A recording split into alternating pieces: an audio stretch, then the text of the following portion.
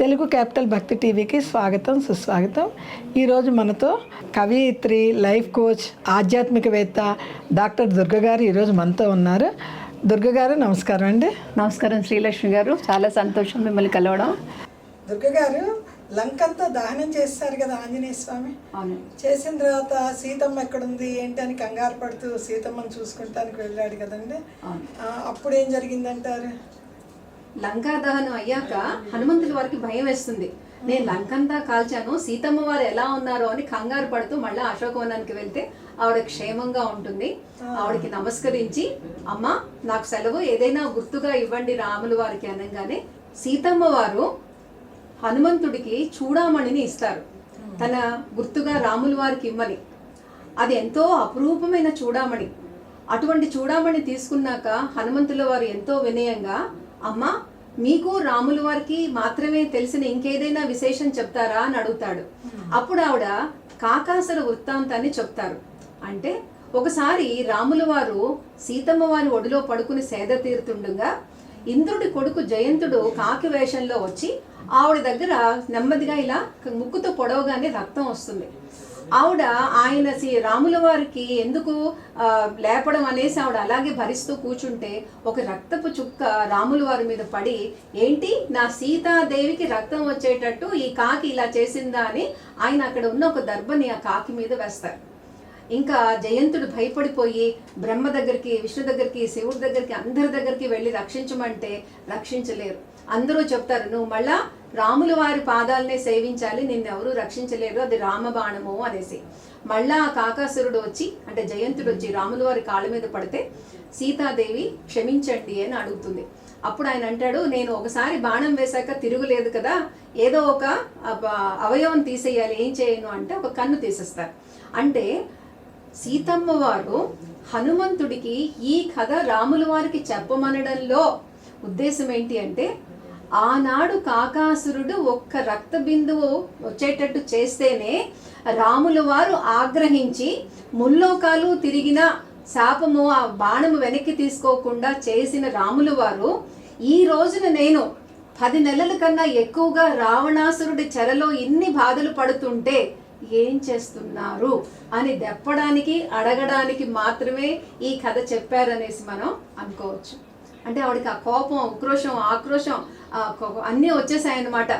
నన్ను రాముల వారు ఇంకా వచ్చి తీసుకెళ్ళలేదు, ఈ రావణాసురుడు నన్ను రోజు ఇలా బాధపడుతున్నాడు అనేసి అని మనకి కాకాసురుడి వృత్తాంతం చెప్తారండి. ఎంత చమత్కారంగా చెప్పారండి సీతమ్మ తల్లి.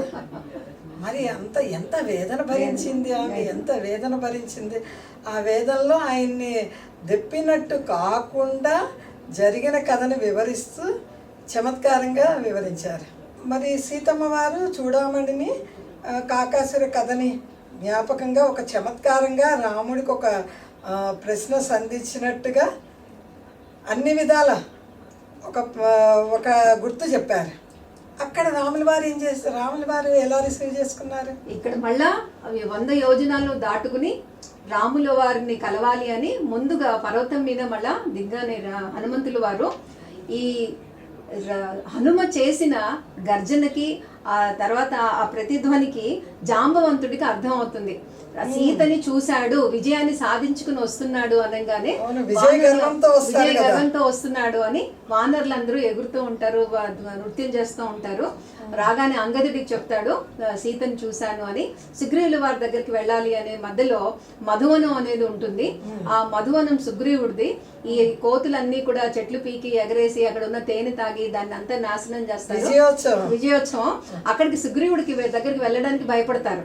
అమ్మో సుగ్రీవుడు ఏం తల తీసేస్తాడో, ఆ మధువనం అంతా పాడు చేస్తామంటే సుగ్రీవుడికి అర్థం అవుతుంది. ఇంత ఆహాకారాలు చేస్తూ వీళ్ళందరూ నృత్యం చేస్తూ వస్తున్నారు ఎగురుకుంటూ, అంటే రామకార్యం సాధించాడనమాట అని సుగ్రీవుడు కూడా చాలా సంతోషపడతాడు.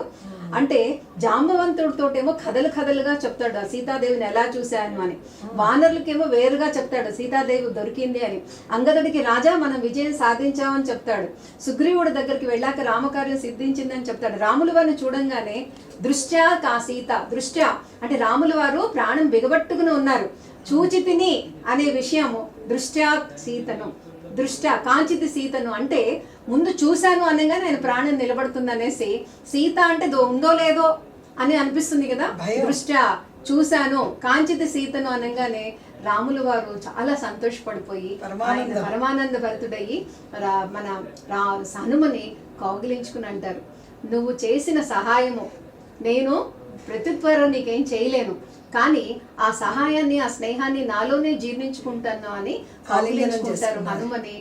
సమతుమ ప్రియ భరత సమస్తుమ భాయి అంటారు. అంటే భరతుడితో సమానమైన తమ్ముడిగా నిన్ను నేను స్వీకరిస్తున్నాను అని హనుమని కౌగిలించుకుంటారు.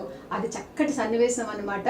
ఒక రాములు వారు దూతగా పంపించిన, రాములు వారిని గురువుగా నమ్మిన, రాములు వారే నా యొక్క అన్ని అని చెప్తూ ఉంటాడు హనుమ.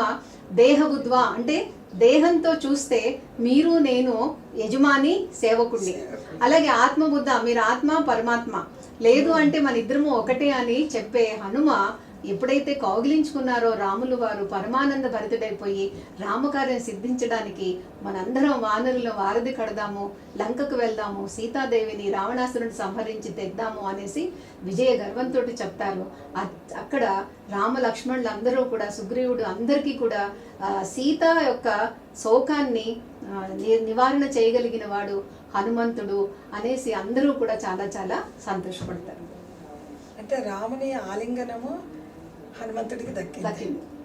అంత కార్యసిద్ధి చేసినందుకు రాముల వారు అలా వారు వచ్చి నీకేమి నేను చేయగలను ప్రతి ఉపకారము, కానీ నువ్వు నా తమ్ముడితో సమానం, ఆ ఉపకారాన్ని నాలో నేను జీర్ణించుకుంటున్నాను అంటే నాలో ఎప్పటికీ ఉండిపోతుంది అని హనుమకు చెప్పడం అనేది హనుమ పరవశించిపోతాడు. మనకి ప్రీతమ వాళ్ళు వ్యక్తులు కలిసినప్పుడు చూడండి ఆలింగనం చేసుకుంటాం. బిడ్డలను చూసినా, మనకి ముఖ్యులను చూసుకున్నా, స్నేహితులను చూసినా అదొక ఆనందం. చాలా ఆలింగనం గురించి చాలా ఆనందంగా చెప్పారండి.